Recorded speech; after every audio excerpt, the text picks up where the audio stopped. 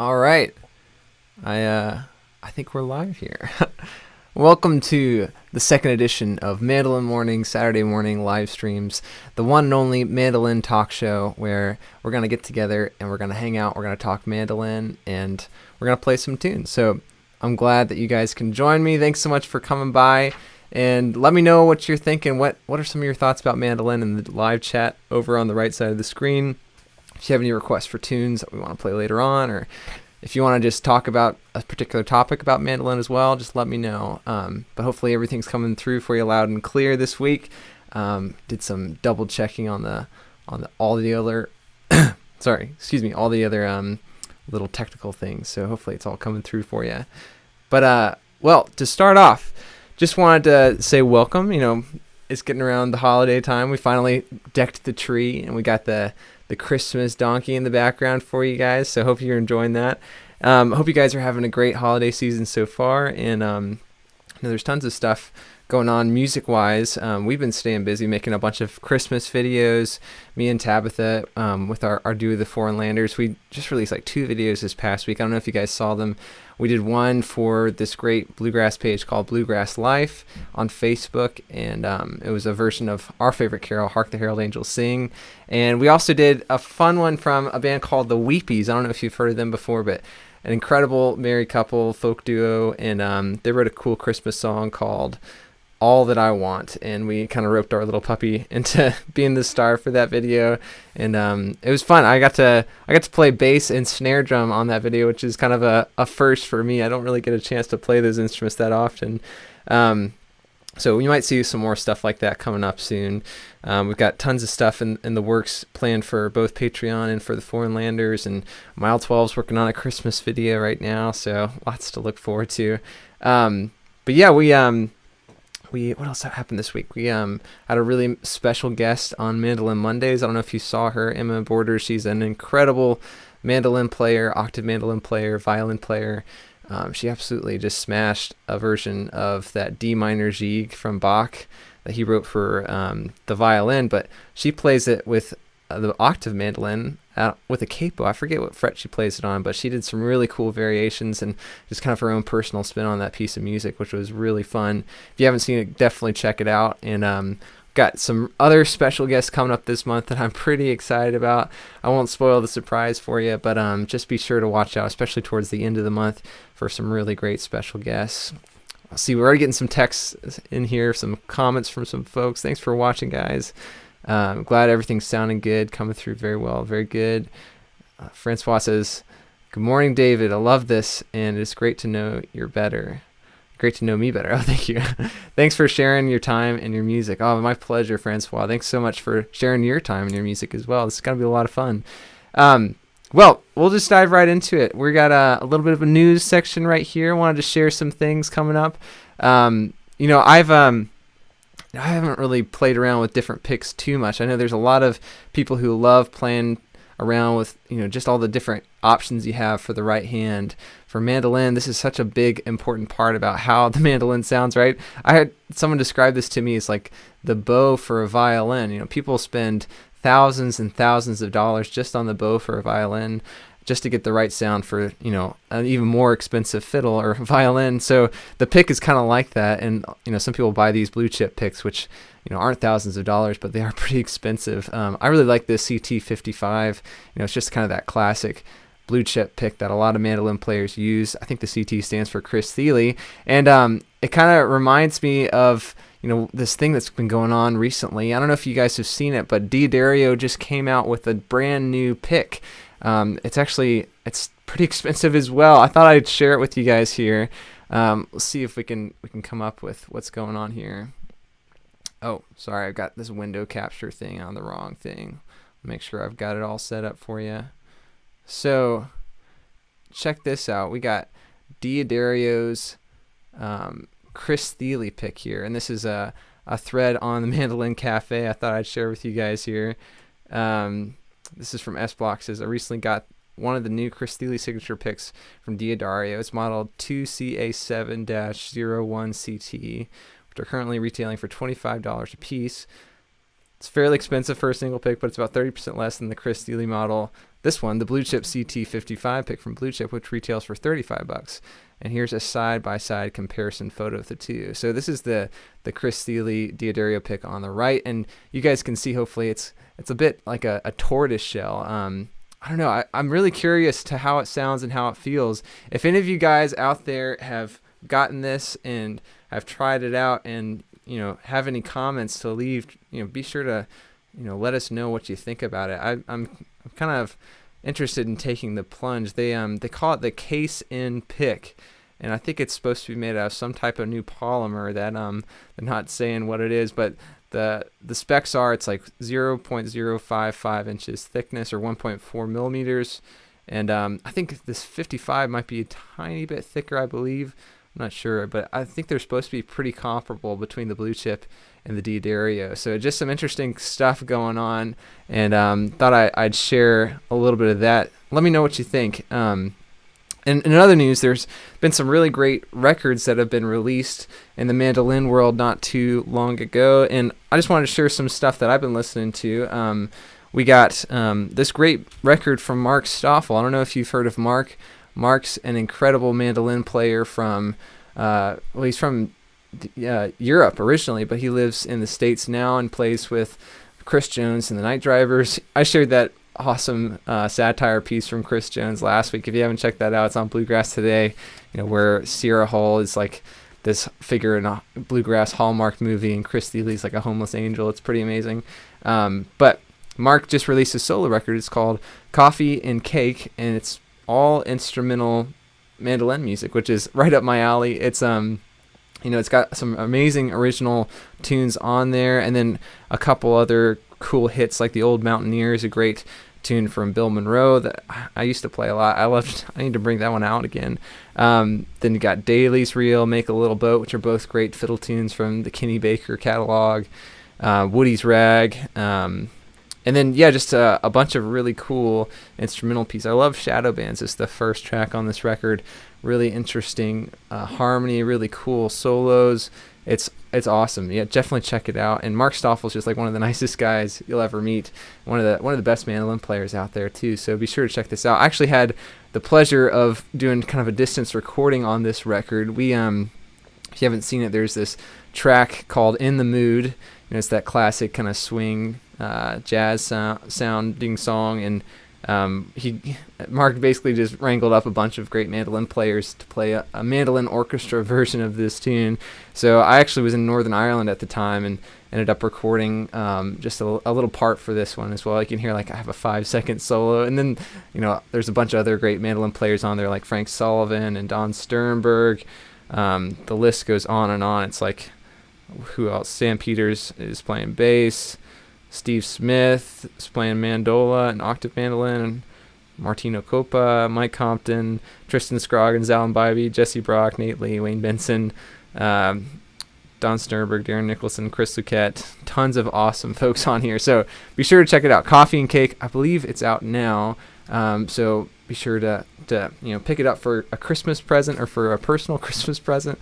And then another great record. I actually just got this from Jefferson Levat. I don't know if you guys can see this. This is a really cool record that he put out with his musical partner. This is a duo that they're called Zabatsag, if I'm pronouncing that right. And you guys probably know Jefferson. He's made an appearance here on my Patreon page or on YouTube. We did a distance duet together on a couple of our original fiddle tunes.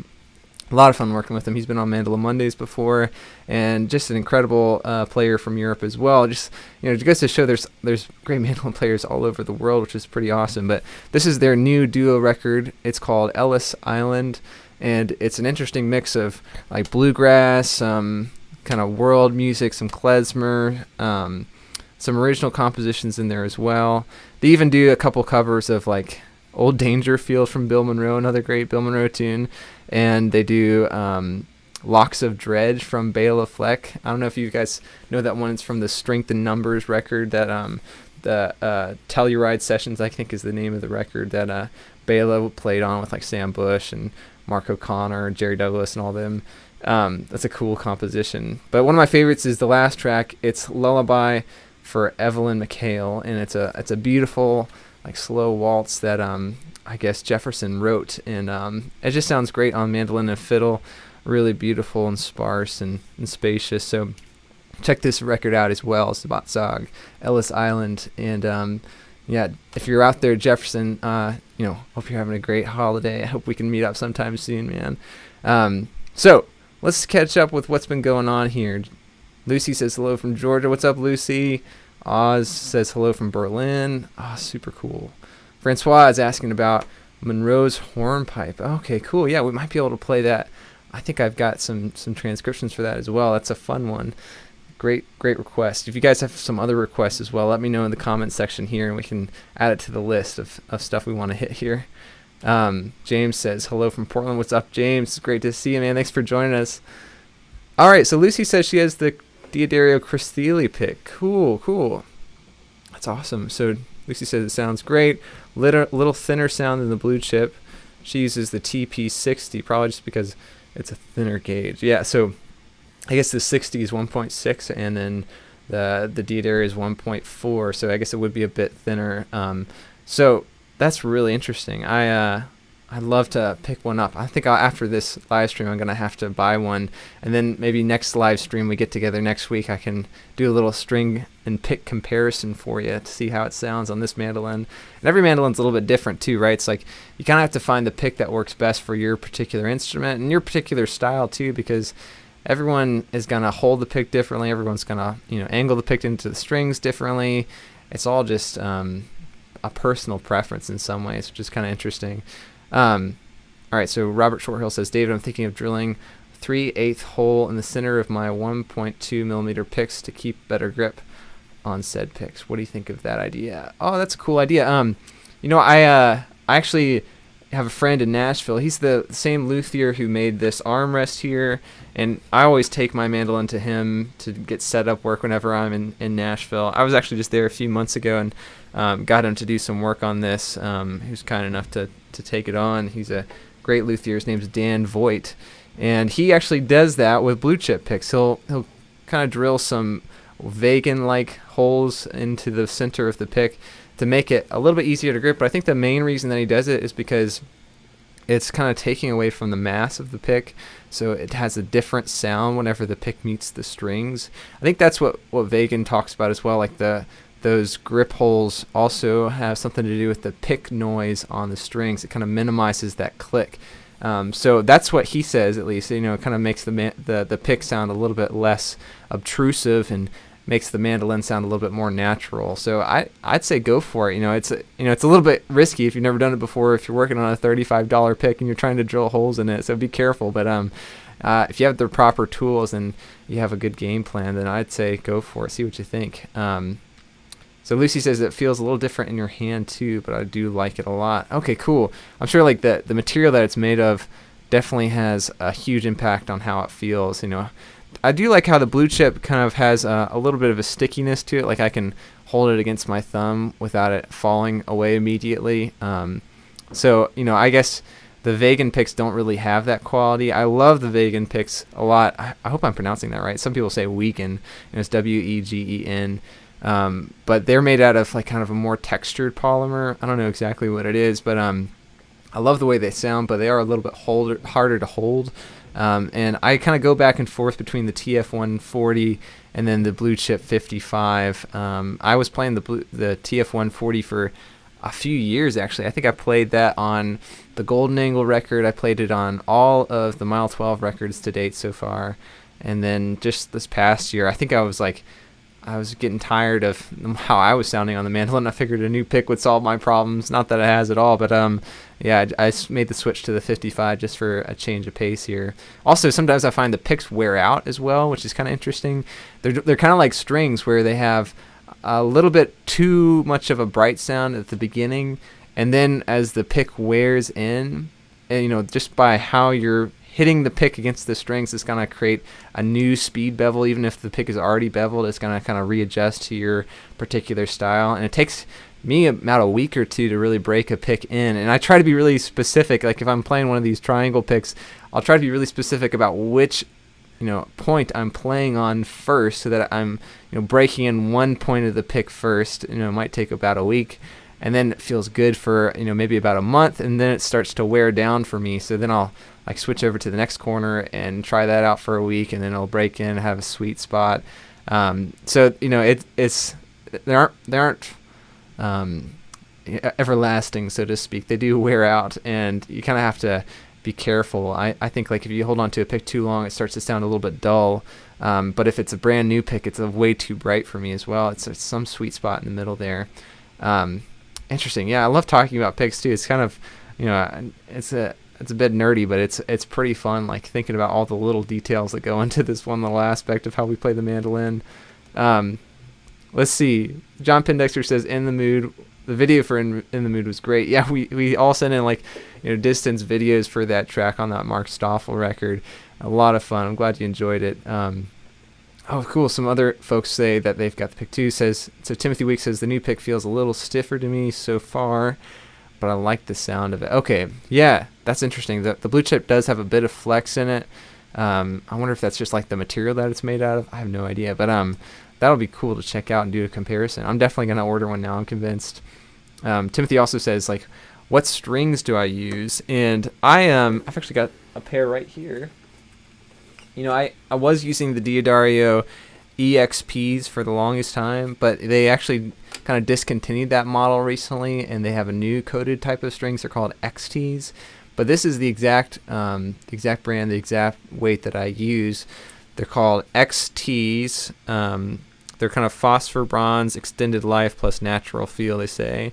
And this is the custom medium gauge, which is the gauges are 11.5 on the E string, 16 on the A, 26 on the D, and 40 on the G. I really like that custom medium feel because you have like a little bit extra oomph or a little bit extra meat on the A and the E strings, so it doesn't feel like you can't overpower the high end quite as easily as you can with the thinner E and A strings. I don't know why that is, but yeah, definitely check it out. They've got the custom mediums for a number of other different types for the Diodario strings. The Diodario makes a bunch of cool stuff. Like here's another one that I'd recommend checking out. These are the nickel bronze strings, and if I ever get tired of the XTs and I want to change a pace, kind of like I was talking about with picks, I'll go to these because these are similar, but they're pretty different. They're made out of, let's see, Diodario nickel bronze strings deliver unrivaled clarity, resonance, and projection, as well as an outstanding balance and harmonically rich overtones.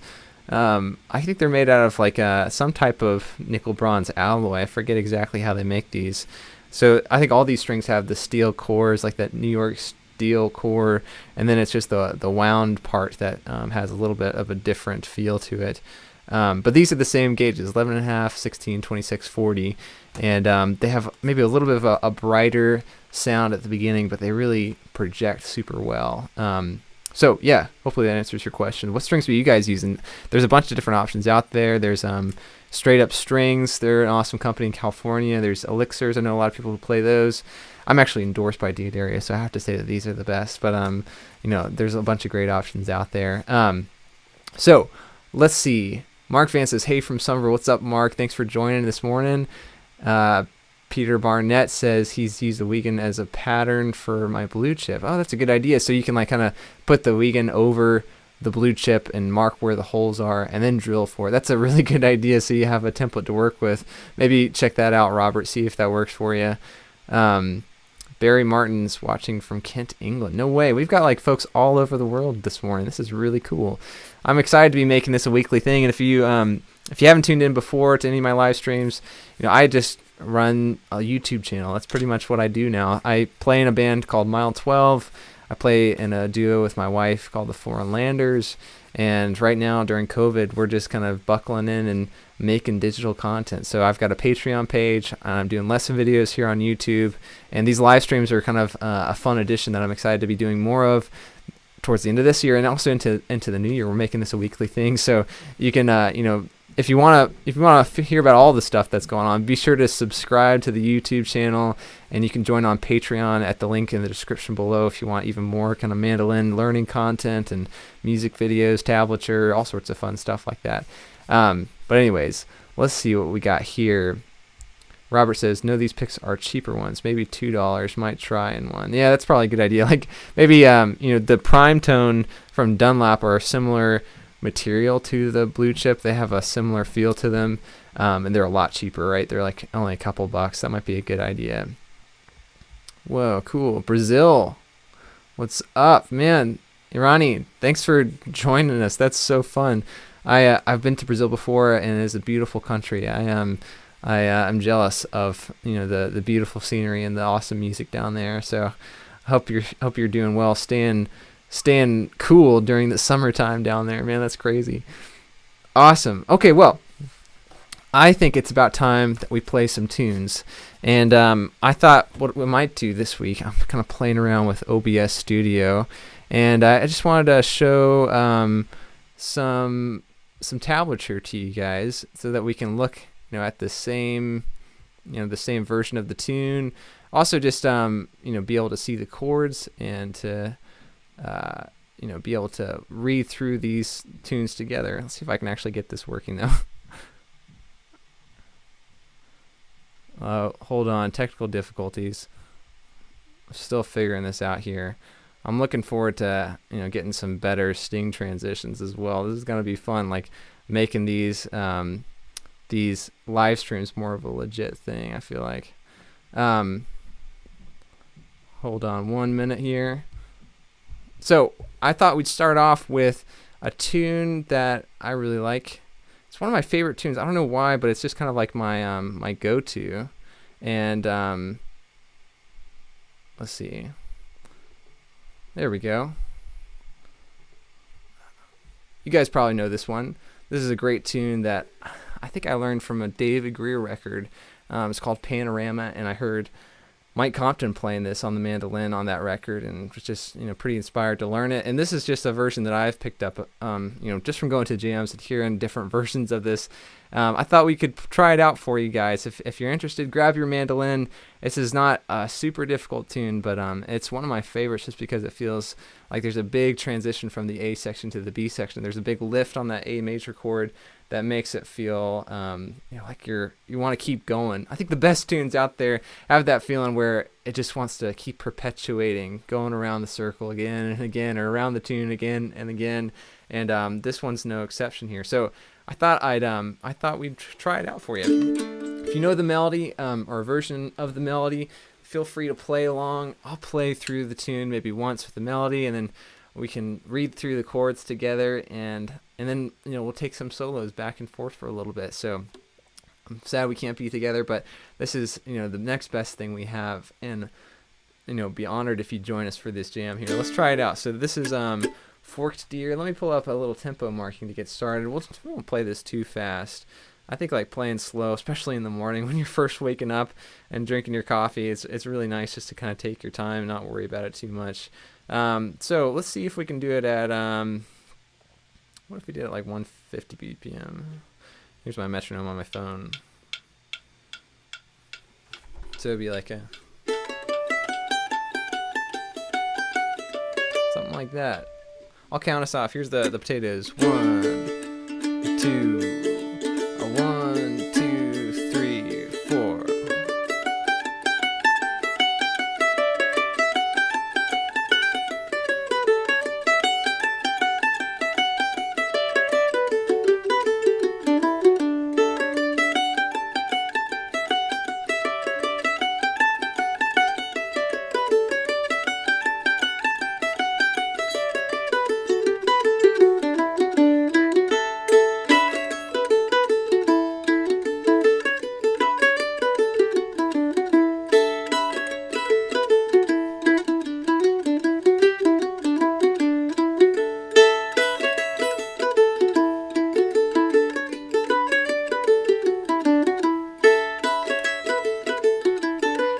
Alright, your turn. If you want to play along, the chords are D, G, D, A, D, G, and then a quick turnaround D, G, A, D.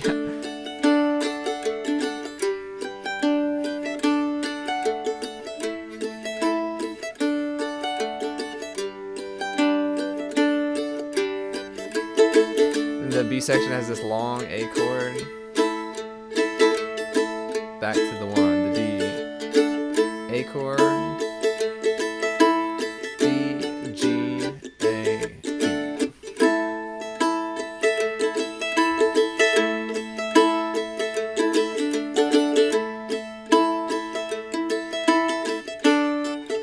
Alright, let me take one. Here we go.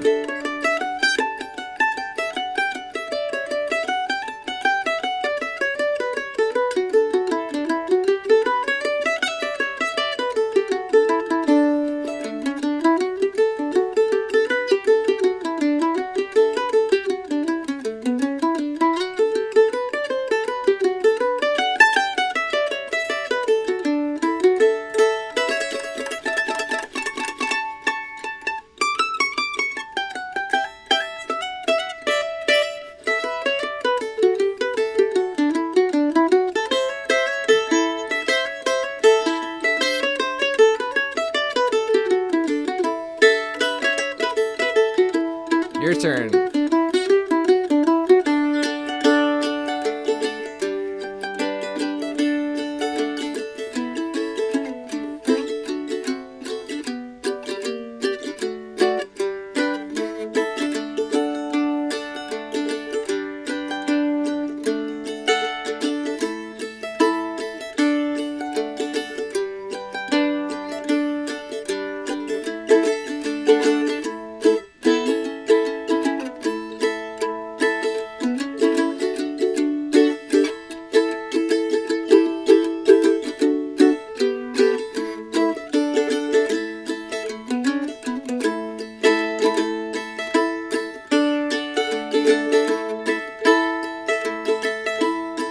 Alright, let's see if we can play the melody together. Here we go.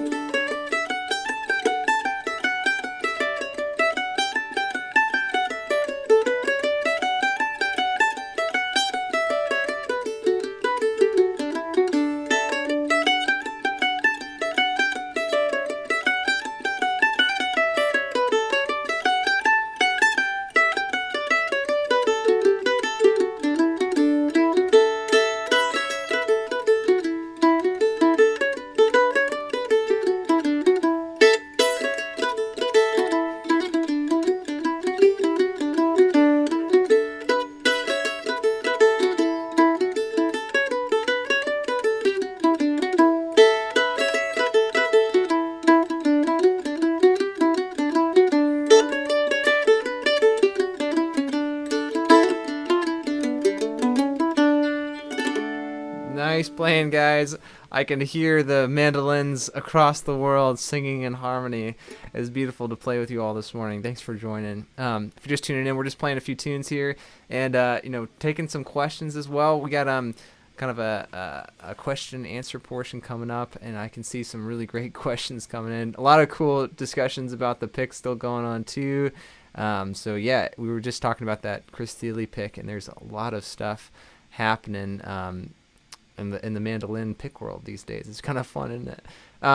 Well, if you have any requests for other tunes as well, we'll get to those. But I think we had a request from someone for Monroe's Hornpipe. I want to see if I can even find this one here. Let me pull this up for you guys and see if we can read through it together, because I think I do have a transcription of this one. It's a good tune. As a request from Francois. Thanks so much for that request. And I've been trying to refamiliarize myself with some classic bluegrass mandolin repertoire, and particular Monroe repertoire as well, like this one being from Bill Monroe himself.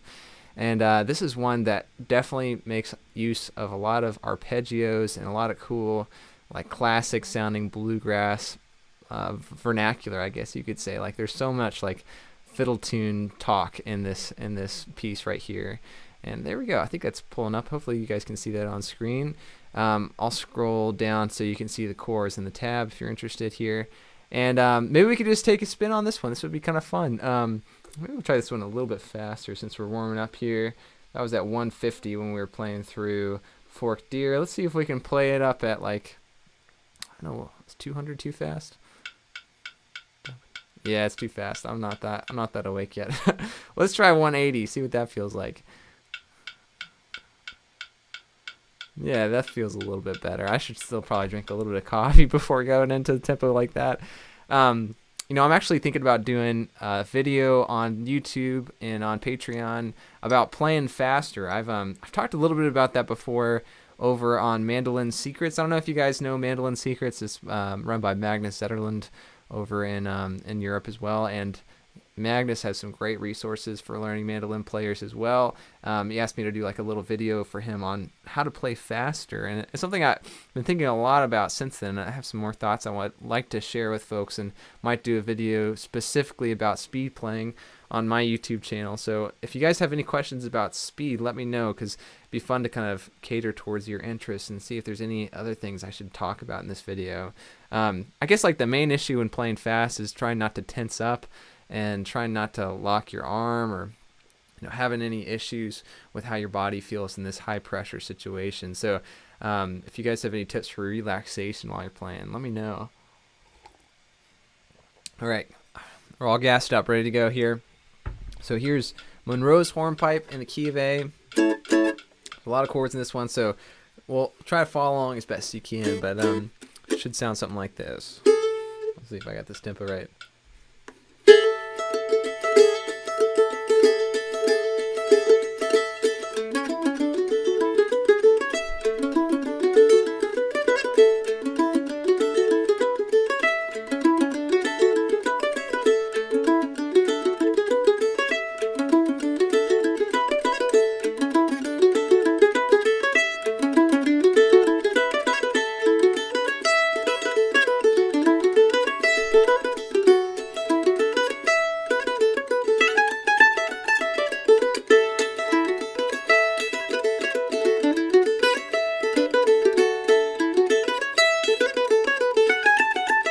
Alright, your turn. This is a great opportunity to practice chop chords. So we have A, D, E, A, A, D, E, A, all over and over again. And then we just hang on that A chord for a long time. Quick D. And then we do this stop. Usually played an E chord, not a D chord, sorry. Again, we do this little stop.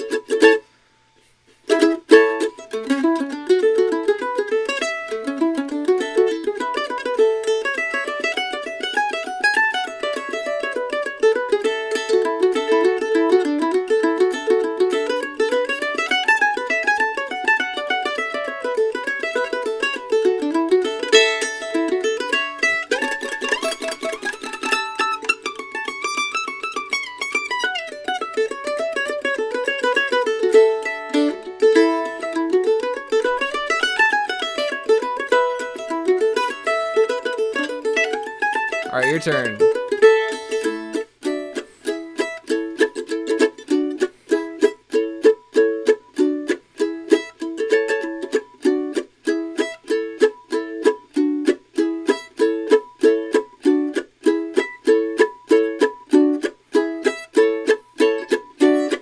On to the B section, here we go.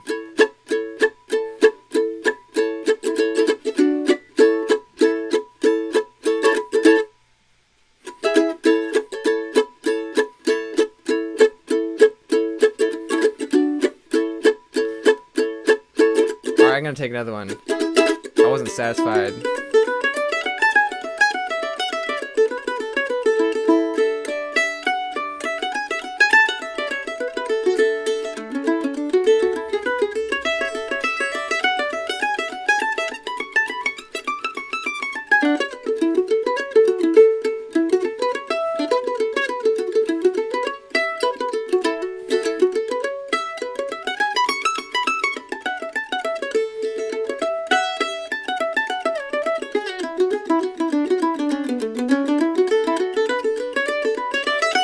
Alright, let's try it together.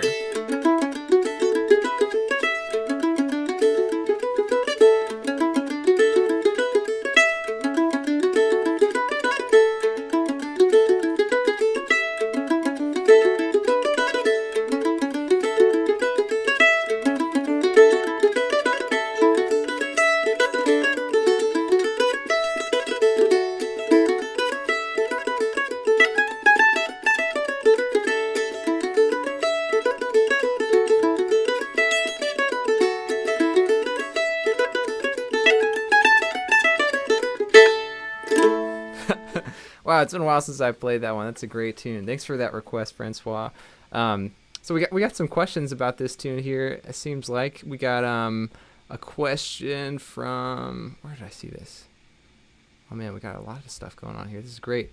Oh wow, just catching up with all this here.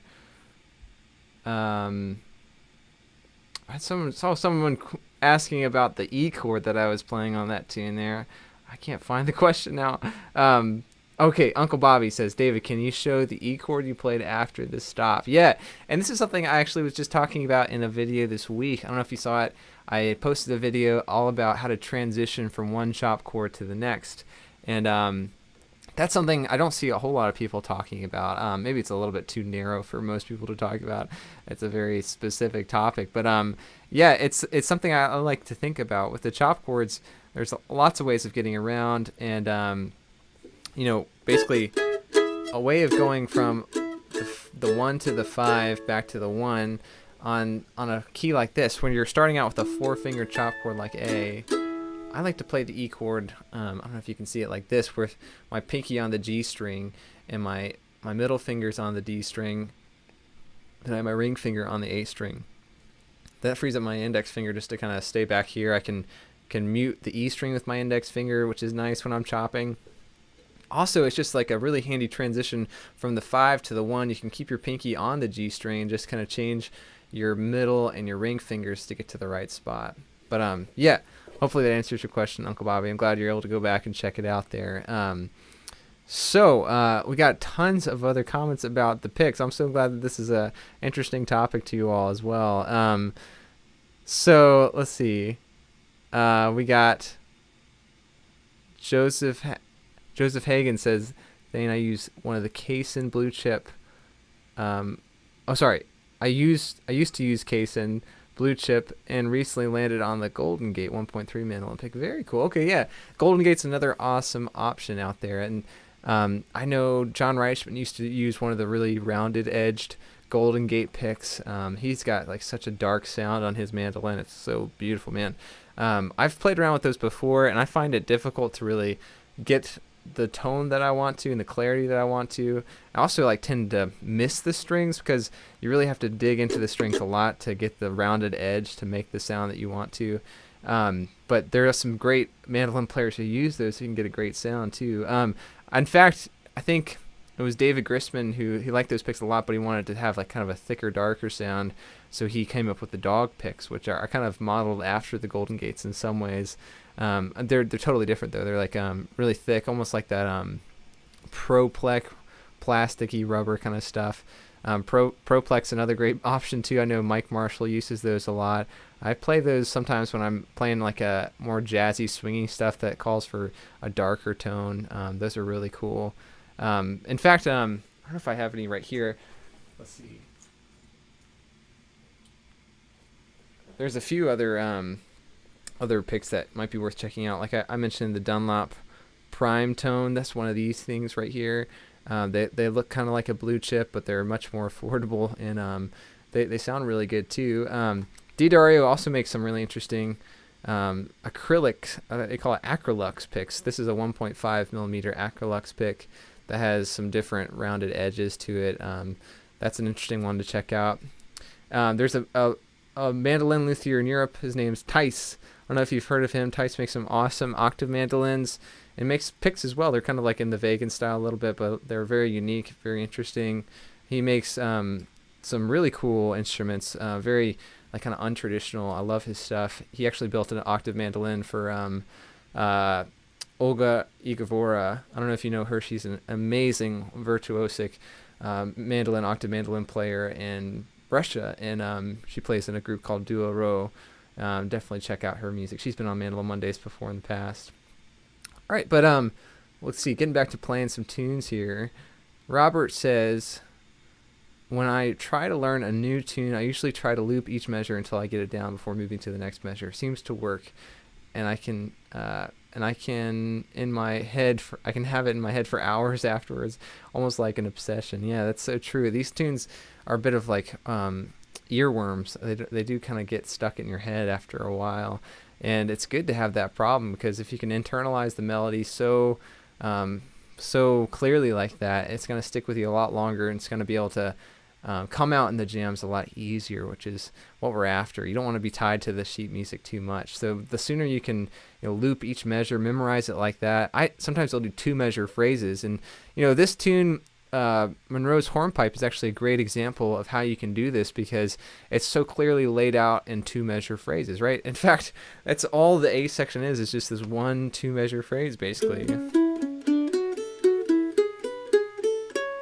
I saw someone talking about arpeggios earlier here in the comment section as well, and this is a great tune for arpeggios, like I was mentioning before, and there's just like not much else going on besides arpeggios in this A section. If you think about it, these notes we're playing for the first 2 beats of that measure are just A, C sharp, and E, which are actually the exact same 3 notes you have in your A major chord.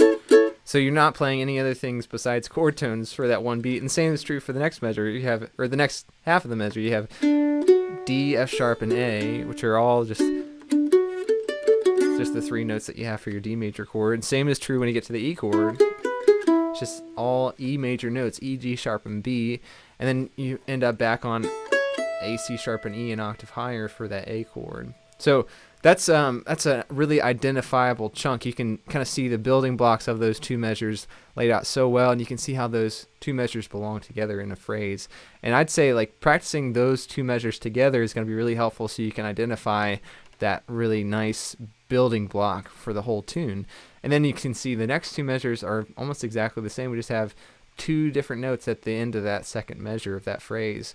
And then you can identify, okay, when I get to the next line here, I'm on measures 5 and 6. It's exactly the same as measures 1 and 2. And then, okay, measures 7 and 8 are actually exactly the same as measures 3 and 4. So I've already memorized that as well. It's just kind of like identifying those puzzle pieces, and you can put it together to create this bigger picture. Same is true with the B section. If you come down to the B section here, we got a 2-measure section on the A chord, and then it kind of repeats almost identically with a little bit of a difference here at the end of that 4th measure of the B section. And then you see, okay, measures 5 and 6 of the B section here on the last line, those are the same as the first 2 measures of the B section as well, and then we just have a different ending. And that's the structure of a lot of fiddle tunes. Just kind of breaking things down into little pieces like that is so helpful for memorization and just for keeping track of where you are in the tune. So really great observation there. Let's see. We got another request from Goswami. Says, any tips regarding using open notes? When to use them and when to avoid? Yeah, and that's something I don't hear many mandolin players talking about, which is kind of interesting. I was really confused about that at first because I couldn't find any mandolin players around when I was first learning. I ended up taking lessons from classical violin players who were all about not using open strings, especially like when you're working on scales. Even we would go up a major scale using open strings. But when descending the scale, you're supposed to use your pinky on the 4th or on the 7th fret to get that same note that you would use for the open string. And I think it's just to avoid like having those 2 notes ring out over top of each other. And on the violin too, there's a very different texture to the note of an open string as opposed to the note when it's held down with the 4th finger. So that was like my philosophy for a while, and I thought that was the right way to do it. And then spent some time playing Bach, and was able to work with Katarina Lichtenberg and with Mike Marshall, and they kind of rocked my world as far as how to approach the mandolin as a mandolin and not a violin. It's like it's a very unique instrument. Even though we might play similar repertoire on a mandolin as you do a violin, you want to have a different approach to best suit this sound. And since you don't have a way of sustaining notes like you do on the violin with the bow, one of the best ways to get those sustains is to use your open strings. And I think Mike Marshall's philosophy is any chance he has to use an open string, he tends to. That's not every mandolin player's philosophy. In fact, like David Grisman is an excellent example of a player who uses a lot of 4th finger on the 7th fret when he could just play an open string. And I'm not exactly sure why he chooses to do it, but if you listen to some of those early Dog records or the David Grisman quintet, like even like EMD, I think he usually plays it like that, where he plays all this on the same D string, where you could use an open A string if you wanted to. And I think that's just because the physicality of this song works really well on that D string. So yeah, it's interesting. You know, it's different from player to player. Francois says that that's my Matt Flinner influence as well. Yeah, using open strings. He likes to use them a lot, I know. That's true. You know, like even that tune, Black's Fork, someone mentioned that in the live stream last week. That's a great tune. It's like a... how's that one go?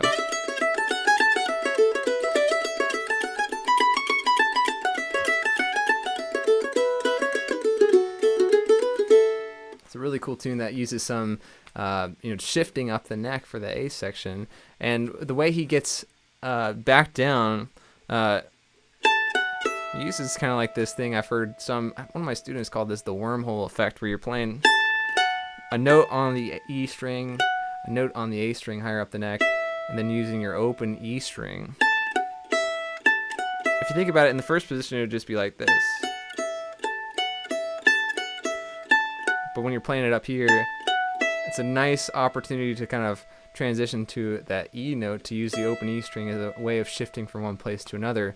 And we talked about this a little bit last week too, but that's one of my main, my main vehicles for shifting up and down the neck is just to use your open strings as a really nice opportunity to lift your hand away from the fretboard and make that shift without having to flub any notes or worry about the sustain.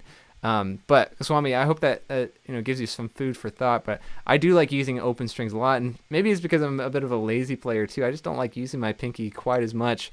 If you think about it, like the difference in tone and sustain between like that open E string and this note on the A string with my pinky, it just doesn't have the same openness or the same fullness to the sound. And like playing a tune like even Monroe's hornpipe, it'd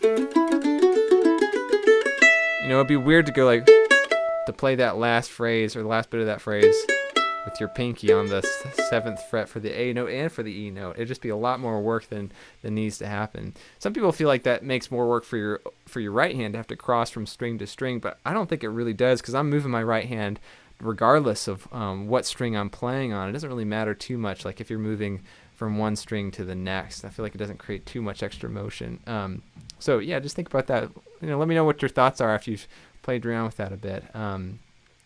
We got a few other questions here. I want to maybe play through one more tune together, and then we can open up the discussion floor to a little bit more Q&A. And we played something in the key of D, key of A. Maybe we'll just play a classic one in the key of G. This is like my go-to tune.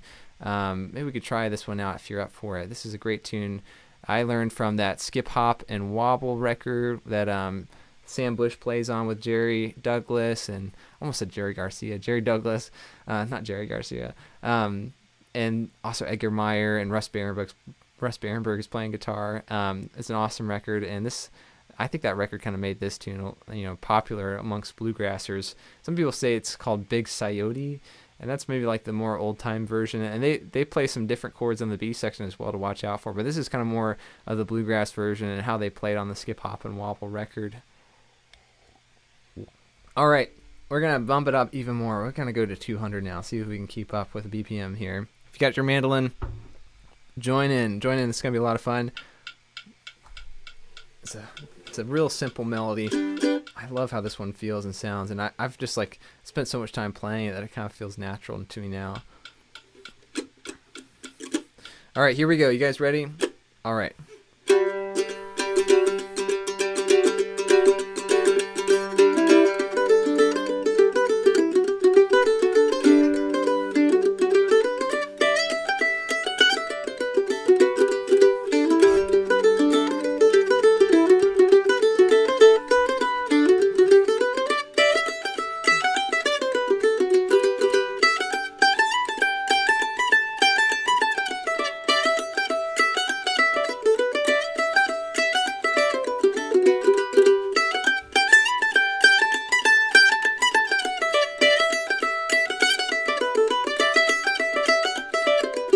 Your turn. So we have G and D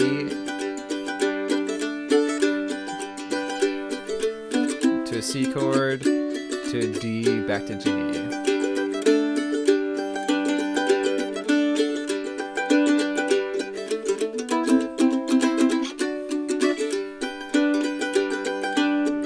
To a D chord right there on the B, to a C, then to an E minor, D, back to G.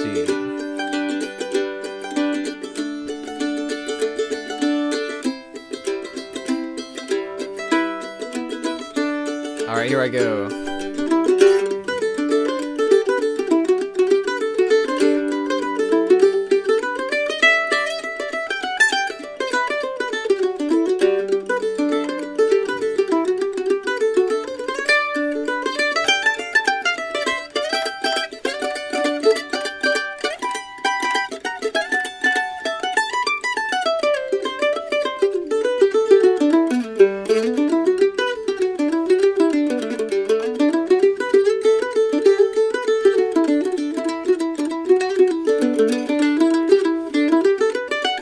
Your turn.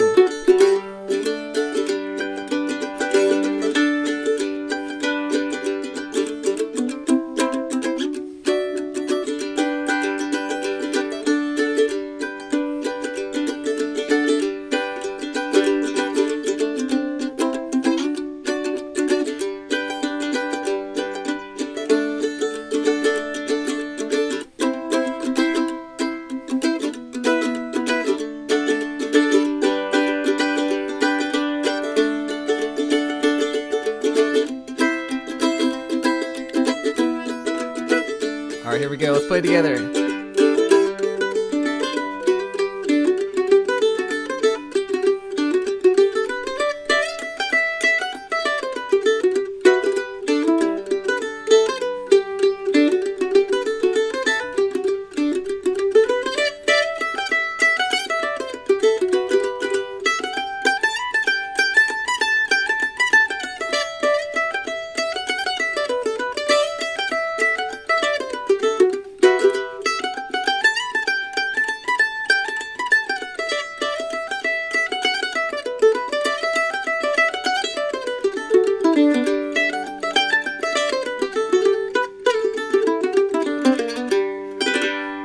Awesome. Cool.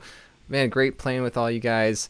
Thanks so much for joining. I'm going to switch back to our normal scene here. And if you are interested in transcriptions for any of these tunes, I'd be happy to get together with you for a lesson. I've got all my stuff over on my website, davidbenedictmusic.com. Or actually, I think I even changed it. It's David Benedict Mandolin now. I got to get the branding right? So I've got all my availability up there. I'm not doing a whole lot for the holidays, so if you have any availability, I'd love to get together with you and work on some of these tunes. We're also going to be checking out a few of these tunes on Patreon here on YouTube, and I'm pretty excited.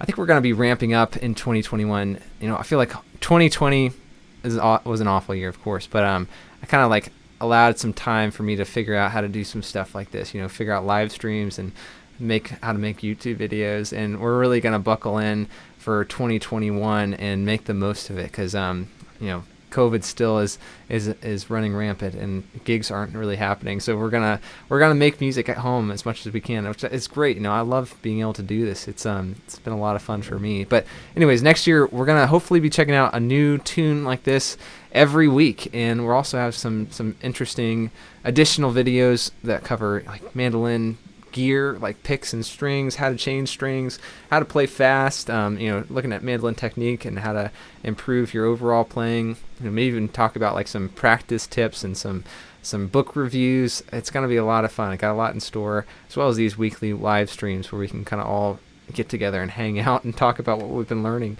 So well, we're going to transition to a little bit of Q&A here before we go, and just wanted to check in, see how you guys are doing here. So we got some comments from a bunch of folks here. Zachary says he learned this tune from my recording on YouTube. Oh, thanks, man. I made that video so long ago. I was just I was doing some work on YouTube, and I came across that video for the first time in a long time. I was like, wow, I look like such a different person now. It's kind of weird. I was so baby faced and had like these wire rimmed glasses, and Yeah, it was a throwback to watch that one, man. If you check it out, it was fun. I got to do that was the first kind of split screen video I've ever done, and I had some friends in college make that up for me. It's just I think you can look it up. It's just Big Scioto. But hopefully I've grown a little bit as a musician since then. I feel like I was pretty rusty back then. I still am, though, I guess you can tell from my playing. But yeah, it is a beautiful tune. I'm glad you enjoyed it, man. And Hayes Griffin is here again. Oh man, it's awesome to see you, Hayes. I hope you're doing well. Thanks so much for tuning in. Thanks for the kind words too, man. You should definitely check out Hayes' stuff. I mentioned before, he runs Tiny Morn Tuesdays and has a bunch of really great learning material too. I need to get some transcriptions from you, man, because that's some real heavy stuff. I can't really hang in that department, but would need to really dig in and see what I can do. But let's see. Oh, thanks for all the lovely comments, guys. From erock2229, sounds beautiful, David. Peter Ritchie says, thanks, David, from British Columbia, Canada. Oh, no way. Good old BC. I'd love to be back there. We were there for Nimble Fingers. I guess it was it last year? I think it was last year. That's hard to believe. Was it last year? I don't even know. It's all blurring together for me. But we had a lot of fun there, and would love to come back sometime soon once the world is back to normal, but we'll see. Well, let me know if you have any questions that you'd like to talk about here for this Q&A portion. But we got some other questions back here I wanted to come back through.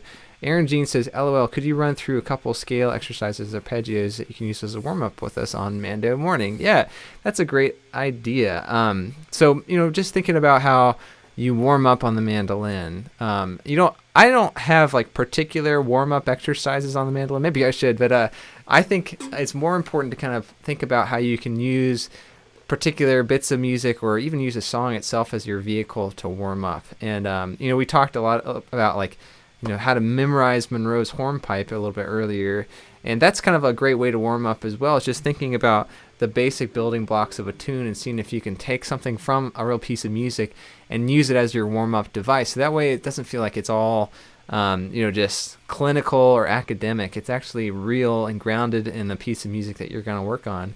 So an idea would just be to take like that arpeggio phrase from Monroe's hornpipe, right? We're doing arpeggios on the A chord there for the first four notes. And we're basically taking that same idea and we're transposing it to different chords in the song. D, A, and then back to A again. But there's all sorts of arpeggios in between those that you could play if you wanted to. An idea that kind of comes to mind is like, what if you were to take that arpeggio phrase or that motif and see if you could sequence it through an entire scale. So, since we're in the key of A here, maybe that would be a good place to start. If you know your A major scale, it's not too difficult.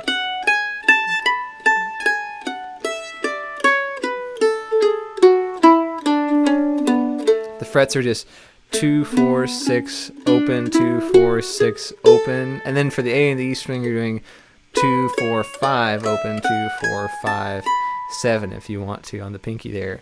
And the idea would be to see if you can take that arpeggio, this one little melodic idea, and see if you can, basically take that and use it on every single note of the scale, right? So you'd be like thinking about this pattern. It's like you're starting with one note on the scale, you're skipping one, going up to the third, you're skipping the fourth note, playing the fifth. And then the idea would be to see if you can start with the next note on the scale and do the same pattern. So it'd be like starting with B, skipping the note above that, going to the third of that chord, skipping that note, going to the fifth. So it'd be... And then, can you do it with the next note on the scale? C sharp, E, and G sharp. And then finally you get to that 4 chord that we were playing in the tune itself. And then you get to that 5 chord, the E.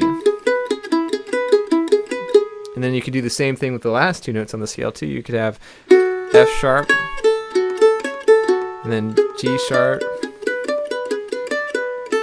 And then you're finally back to A, where that melody ends up at the end of that 2-measure phrase. So the idea would be to see if you could string these together to create a real fluid exercise. Maybe something like this, like a...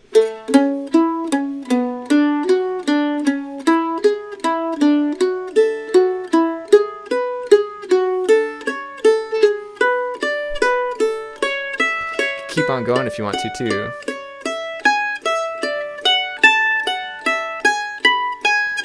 Maybe back down as well.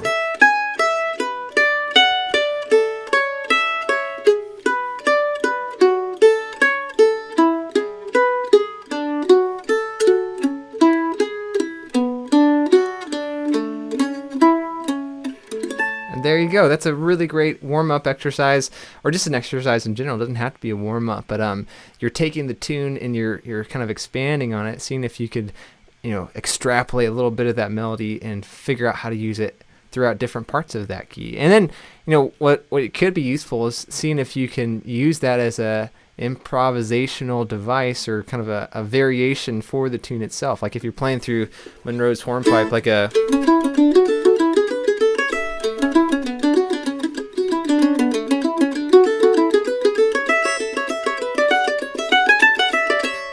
a couple of flubbed ideas in there, but hopefully you can kind of hear that pattern strewn in there to create a few connections between melodic target notes. And you can spend hours and hours and almost lifetimes thinking about that one concept. Like, can you use one melodic motif as your through line for an improvised solo? Something I need a lot of work on still, but it's something I love thinking about and talking about. Because it really helps add context to whatever you're playing, right? Instead of just playing a bunch of notes, which I'm definitely guilty of, just like kind of blowing through the changes, as they say. It is more tasteful to see if you can like revert back to the source material. See if you can take a little bit of the melody and play it in a different place on the neck, or play it on a different part of the scale, and just use that as your development tool, kind of like your storytelling device. I think that's really cool. Like it's so much more tasteful than just playing just a bunch of like pentatonic licks or whatever. So that's a broad topic, but it kind of takes some creative effort as well, like to think about what you're working on, what's the tune you're playing right now, how can I like use that as a vehicle for discovery and for exercise as well. And trying all that with the metronome too can be really helpful. I love doing scale patterns. I'm kind of a nerdy guy, but it's probably one of the most useful things that you can do, because it's like taking a little melody from a tune and seeing how it works in a certain territory for a key. And you can do this with so many great fiddle tunes. Like Big Scioto is another one. There's a built-in scale pattern of a third, right, where you're going from G to B, then you're coming back down to the note you skipped, A, up to C, and then you're kind of ending up on the B. But the idea would be to see if you can take that pattern even further and just play it all the way up and down the scale.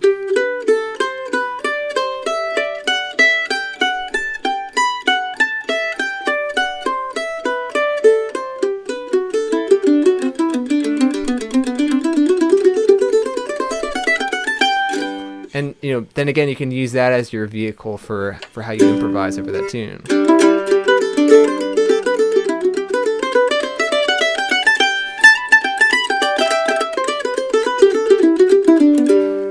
It gives you a way more direction, I should say, than just again playing whatever licks that you think might sound good. So there's some ideas for some warm-ups, and you can use any stuff like that as a warm-up device where you're taking it really slow, thinking about how interesting each note sounds, just really reveling in the tone of everything that you're playing. And then, just slowly speed up, ramp up, and then take that, don't stop there. You really have to take that and apply it to a real musical setting. Otherwise, all that is just, building up muscle. It's not necessarily building up knowledge or any practical information. It's tough. You really have to go that extra mile and think how you can insert this into a real setting. So hopefully that's helpful. But let's move on to some other questions here. Thanks so much for that question, though. Mr. Cough Drop says, "Hola, David. Maybe you could do a little lesson with Andrew Marlin. I think they live in your area in South Carolina." Oh, right. I think I heard that they lived in North Carolina, but maybe I'm wrong. There are amazing musicians. I love Andrew Marlin's playing, and his singing is just absolutely stellar. You guys probably know him from Mandolin Orange, is the band we're talking about. I'd love to do something with Andrew. It'd be fun to do like a duet or interview or a lesson together. So I'll add that to the list of requests, man. Thanks so much for asking here. Francois says, thanks for making us discover Hayes. He has some great material. I love his music. That's so true, man. Yeah, Hayes is one of the best, man. He's an awesome dude. He says, I'm giving away the secret recipe, folks. Listen up. I don't know about that, but it's the recipe that I use, at least. Yeah, man, check out all of Hayes' music. He just released a new record, I believe, which is top notch, man. I've heard a few tracks. Sounds great. So let's see. Got a few other questions here. So Tom Norman, as an older beginner, what are your thoughts on what to focus on in relation to being a better technical player? Yeah, man, that is an awesome question, because you want to be focused in your practice time, right? You don't want to be schizophrenic and just practice bits and bobs here and there. And you don't want to, focus on the wrong thing either if you're really diligently playing something that won't really get you to where you want to be. And I think it all comes down to defining what your goals are on the mandolin. Like, what do you want to accomplish on the mandolin? And maybe it's not actually accomplishments, or maybe it's like mile markers that you want to say, like, okay, like I feel like I can play over 100 fiddle tunes now, or I can play in all 12 keys now, or I can play above 200 BPM like we were just playing there. Anything like that. I just make a running list on a Word document on your computer and think, what are a bunch of things that I want to accomplish on the mandolin? And it doesn't have to be task oriented like that. Obviously playing the mandolin is all about having fun, all about enjoying music and enjoying the social interaction around this instrument and around the styles that we play. But I actually think I feel like I enjoy the mandolin more when I can see my progress and when I can, see where I've come from and where I want to head to next. It just gives me more direction and more focus when I do come to play the mandolin. So everyone has to think about this differently. Like even I'm a professional mandolin player, so to speak, whatever that means. So it's kind of my job to think that way. But for someone who's just doing this for fun, just as a way of letting off some steam after work, you kind of have to think about, what are those goals that you want to accomplish? It doesn't have to be big. It could just be like, I want to play this one fiddle tune every day, or it could be like, I want to learn another fiddle tune that I really love, or I want to like get good enough to feel comfortable in the jam and to meet people, or I want to like start a local band and like play some live stream shows, or whatever it could be. Maybe make some videos and share with people on social media. That's a great outlet. But whatever that is, let that be the driving factor for your practice time, because I think you want your practice time to always benefit your future self. It's like you're trying to practice towards those things that will make you feel like you've accomplished more on the mandolin, or you've like reached those goals, or been able to connect with people in these new ways. So that's going to be different for everyone. For me, I'll share what's been for me. Like for me, whenever I have time to pick up the mandolin to play, it's mostly focused on like what content I want to put out, like what videos I'm trying to make here for Patreon. Like for instance, I've been working on Brilliancy by Sam Bush. I think we're going to check out a video on how to play that arrangement that Sam Bush does for Brilliancy. So I've been working on that tune, and that's been like my motivation to be like, oh, I've got to put this out next month. I got to really learn how to play this tune and be able to share it with other people. Or with the Foreign Landers with my wife, we've been doing these distance videos and doing these live streams. That's been a huge thing as well. Like every Thursday night we do this live stream on Facebook, and just like having to come up with 8 or 9 new songs and learn them and arrange them and be able to play and sing them, that's like a huge instigator for me. It's like, oh man, I really got to practice all this stuff. So maybe it sounds like I'm just putting out fires, or it sounds all stressful, but for me it's really fun because I can look back and have tangible output for what I've done. I can look back and see like, oh, we've done like 8 or 9 live streams over the past few months with the Foreign Landers. That feels really good. I've been able to share music with people, or I put out like weekly videos on Patreon, and I feel like I can measure how those videos are improving my playing as well. So I just say, yeah, if you're figuring out what's gonna make you the best player, figure out like what you want to do and figure out how you can use your practice time to best suit those things. Sorry, I know that's a really broad answer, but that's the best advice I can give you. And finding an outlet for these things too is going to be the best motivator for you. I wish I'd found outlets for my music soon. I always thought that I was too wasn't good enough to share music with people, which was kind of what was holding me back from practicing more and playing more, because the more you can share music with people and put out videos, go to jams whenever it's safe to go to jams again, or camps, or playing on stage with local musicians, or whatever it is. The more you do that, the better you're going to get and the faster you're going to get it. So don't let that fear of putting yourself out there keep you from growing as a musician. And it's always going to be the thing that's going to help you practice more, to be like, okay, I have some accountability here. I have to actually go play with people, or I have to put out a video every week, or whatever it is that you come up for yourself, that's going to really give yourself that motivation to get things done. Let's see, it's just a few more comments here. So Sabrina Rice says, hi, I really enjoyed your live stream. Trumpet is my primary instrument, but I love the mandolin. Oh, no way, that's cool. I wish I could play the trumpet. I finally saved up and got one. Do you have any tips for a first-time string player? Yeah. Well, I actually made a video about all this. I have like a 10 technique tips video for beginners that I'd recommend, because there's a lot of mechanics about how to hold the pick, about how to like meet the strings with the pick, how to move your hands on the instrument, how to hold the instrument. And I'll maybe post a link to that video in the comment section after we're done here. But that's one to check out. I think it's just called 10 Technique Tips for Beginners. Mandolessons.com is another great resource. Baron Collins Hill is an awesome mandolin player who does live streams on Saturdays as well. You should check out his live stream. It's later today. And he's got a beginner series where he talks a lot about that kind of stuff too. But just getting used to the mechanics, and then as soon as you can, starting to play music. I think that's the best thing that you can do. But great question, Sabrina. Welcome to the mandolin world. It's a lovely place, and we're glad to have you here. So Robert Shoriel says, I do envy your long fingers. Mine are not as long, therefore a bit of a disadvantage for me, especially getting to that D and G string. Yeah, I am a little bit unfairly advantaged with these fingers.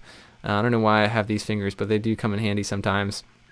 And I think it is a little bit easier for me to reach the G and the D, but I wouldn't cut yourself any slack here, because there are some great mandolin players who have a lot smaller hands that are able to do it. And I always talk about Sierra Hull, because she's got really small hands, but she's one of the best players in the world. And, it's not kept her back from being who she is as an artist. In fact, sometimes those limitations can be a really defining factor of how you sound, which is kind of cool. I've loved that quote from John Hartford, where he talks about your artistic voice is just learning how to operate within your own limitations, because those limitations often seem like barriers to being able to do what you want to do, and really there's sometimes the key to sounding the most authentic and to being able to connect with people in the best way. So your smaller fingers are an advantage in a lot of ways. That's what's helpful at first, is reframing that idea. It's like your shorter fingers aren't going to hold you back from doing what you want to do, because there's other mandolin players who are in the same situation who are doing great. So just allow that to be an inspiration to you. Just like, don't think about this as being hard. Think about it as being easy.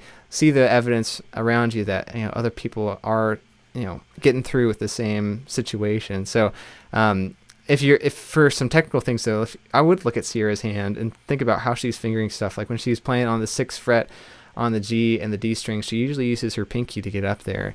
So like when she's playing in the key of A, she'll play with her pinky on that 6th fret there on the D string. That could be a nice helpful advantage. Like if you're having trouble stretching up to the G or the D string, try using the pinky there on that 6th fret. It might make it a bit easier. But I've got confidence in you, Robert. Don't give up hope there. But yeah, let's see. Got a lot of great comments. Aaron Jean says, this great man has been awesome. Love it. From Francois, you got a lot of mileage on Monroe's hornpipe this morning. But you're right, there is so much to learn from it. So many different versions from different players. Yeah, if you're looking for a great version, I love, the original version is great. It's from Kenny Baker Plays Bill Monroe. I feel like that's the quintessential recording of this. Might not be the original, but that's the one that people kind of go to. And then the remake of that record, Noam Pakelny Plays Kenny Baker Plays Bill Monroe, is one of the best bluegrass instrumental recordings of all time. And hearing Ronnie McCurry play this tune is incomparable. It's so good. I'm glad you enjoyed it. Thanks for that recommendation, Francois. And yeah, thank you guys all so much for tuning in. I'm afraid we're running out of time for today, but we'll be back with a bunch more mandolin stuff next week. I'm excited to, again, be doing this weekly. Appreciate you guys hanging out with me on Saturday morning, drinking your coffee, playing some mandolin, and we'll do it again next week. But In the meantime, check out some of the stuff we got here on YouTube. I appreciate the subscribes and the likes. It goes a long way for all content creators. And you can follow me on Instagram or on Facebook for some more news on how things are going. And then on Patreon, we got tons of stuff. You can see all the transcriptions for the videos that we put out so far. All my personal Mandolin Mondays, solo arrangements are up there. You'll get to access these live streams after they're aired. So if you missed any, you can go back and rewatch stuff after they've happened. And yeah, there's tons of stuff to check out. So thanks for looking into it. You can find the link in the description below. And yeah, we'll look forward to seeing you guys next week. We got another week before the holidays here come around, so we're gonna make the most of it, man. We'll see you guys soon.